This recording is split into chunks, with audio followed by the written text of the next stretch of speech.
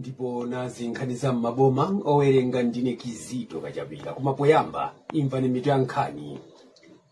Amayena awiri apamitala kwa Kabangasero mboma la Mzimba kuti anakunthana kwambiri kudimba pakana zovala za mkati yambakata pagulu.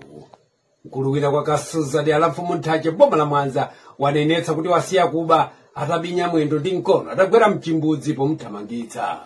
Ndipo kunali ndewu pa banja lina kwa Khwalala ndi alamfumu Juma mboma la Mulanje komwe mayi analusa atamva kuti mwamuna wake wapezanso kamtsikana.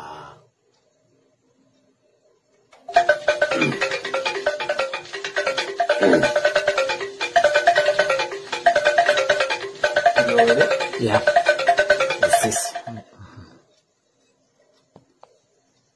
Nkhani yachoyamba amayena awiri apamitala kwa Kabangasero mboma la Mzimba akuti anakunthana kwambiri kudimba pakana zovala za mkati yambakata pagulu. Kuifufuza nkhani yakuti zifukwa zake zosadziwika bwino ngakhale anthu sadapite patali kuti inali nkhani ya nsanje chabe. Akubanja ambali za kwa amayiwo ndi anthu ena akumudzudzula amayiwo kuti mpakana osadzimvera chifundo kuphanirana chifukwa chani. Nkhani yazizititsa nkhongono anthu ambiri ndipo anthu akukhalira kuwaseka ngakhale ena akudzudzula bambowo kuti sakuyendetsa bwino mitala. Tili komweko kumadera Mphwefu komanso Kabangasero ndi Kalalato anthu akukhalira kumulozerana mkulu wina imwe wanyanya ndi nsanje yake yakumeneko.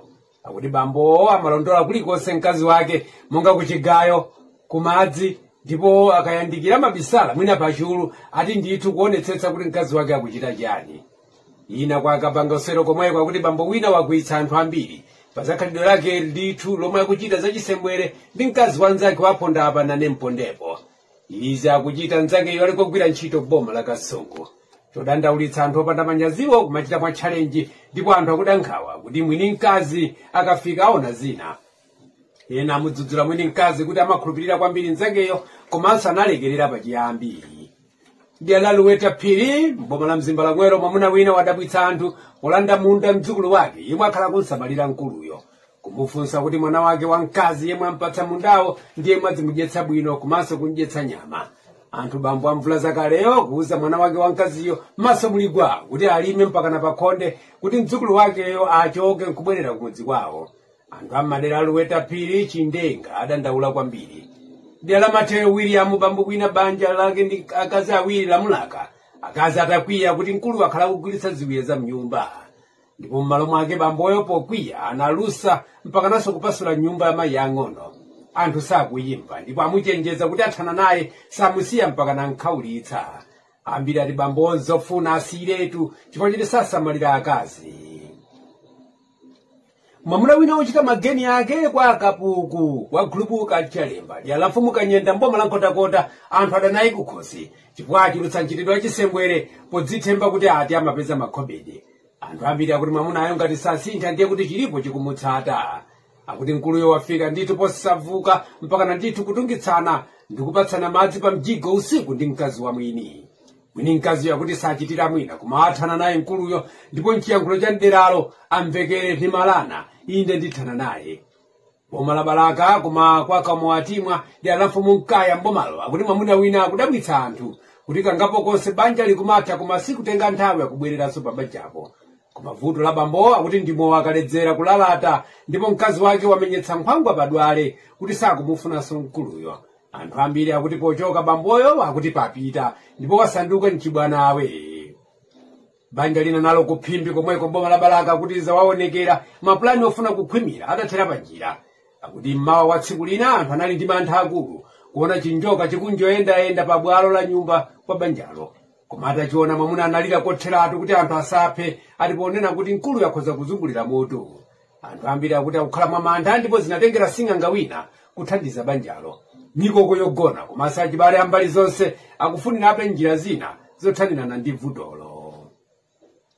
Mkulu wina mpakana pano sakumvetsa kwa bero odi alamfumu Mbiza mboma la Zomba abale ake ngati sikunali kufuna kapena ayi anampatsa masamba foja wa mkulu ati kuyesa terere.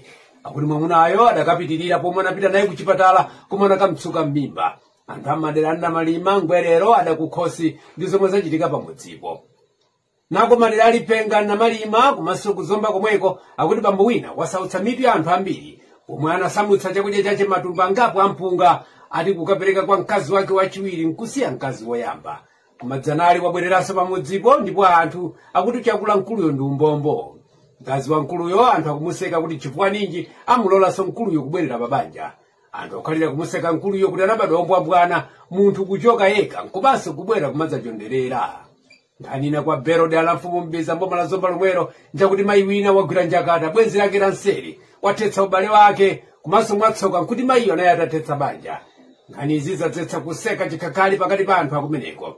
Ambiri akuti zakhala bwino kusaupeza kwake mtima mayiyo komanso kusakhutira ndi amuna aweni.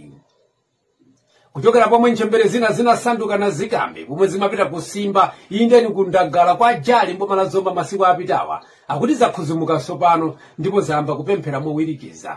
Nimwe anatipatsira nkhani iye akuti pa nthawiyo zinamwali ndi ndagala zili mkati akuti amayi ena atatu akuti anapita ngati anazikambe kuti akasokoneze kundagala. Akuti anaona za mazangazime kuti kumeneko anzawonso anaona ndipo anangowafunsa kuti mwabwera kudzatani ndipo anthu anadzambatuka nkusandukanso kukhala mundo. Nkhani yawo ikulephera ndithu kukata makamaka dera la Mfumu Jale komanso Akimu. Mvera nkhani za m'maboma kuchokera kuno ku Radio 1. Popitiriza nkhanizi mkulu wina kwa Kasuza dera la Mfumu Nthache mboma la Mwanza wanenetsa kuti wasiya kuba atabinya mwendo ndi mkono atagwera mchimbudzi pomuthamangitsa kukuba nkhuku. Mkuluyo malingana ndi atumizira nkhani iyi akuti wachimina ndipo akufunika atumiki achauta kuti amusanjike manja kuti chiwanda chakuba chimuchokere. Anthu ambiri akuti ayinza mbuyo mwa alendo zomwe akumana nazozo nzofunika kuti iye asiye kuba. Tili mboma lomwero la Manja kumakwa Kanduku dera la Mfumu kunene kude mkulu wina anapsa thupi lonse komanso mkazi wa chibwenzi anapsanso tsitsi la madredi pamalo omwe anabisala anthuwo. Anthuwo samadziwa kuti pambali pa mafuka pemoto kumaomvera inali show kuthawa ndipo palibe anaonanso zanzake.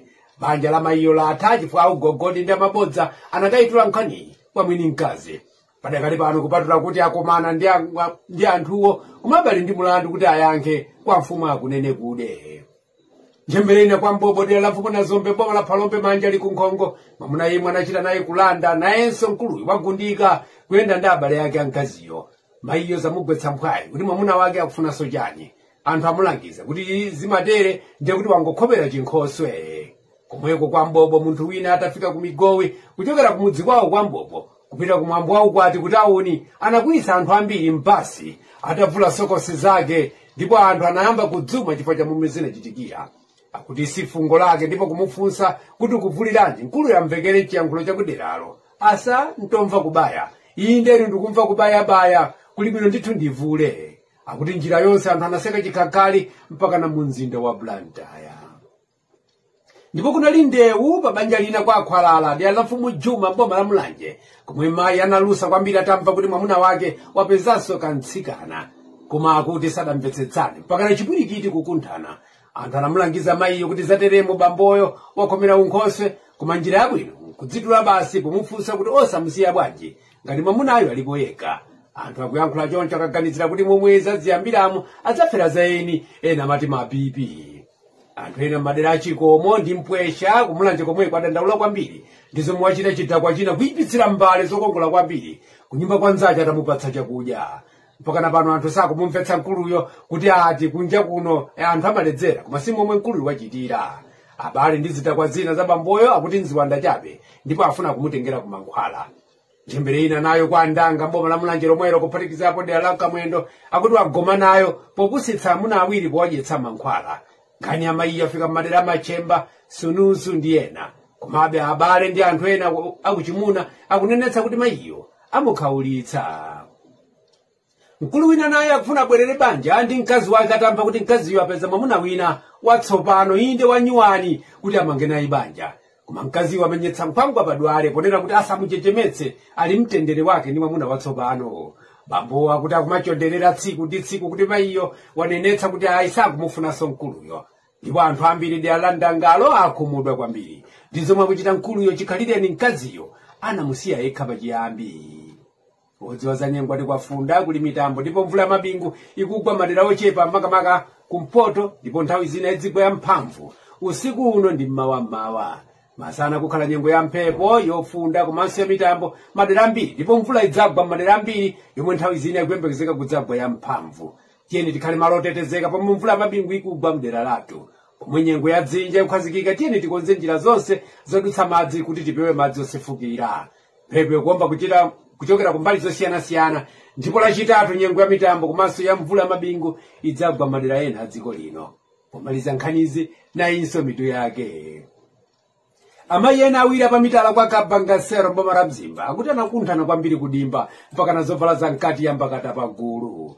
Mkulu wina kwa Kasuza de alafu Montaje boma la Mwanza wanenetsa kuti wasiya kuba atabinya mwendo ndi mkono atagwira mchimbudzi pomwe amanthamangitsa kwa kuba.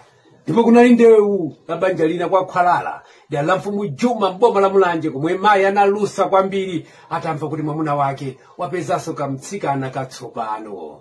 Nkhaniza mmaboma zalero ndizo mwezi ndine Kizito Kachapira usiku wopambana.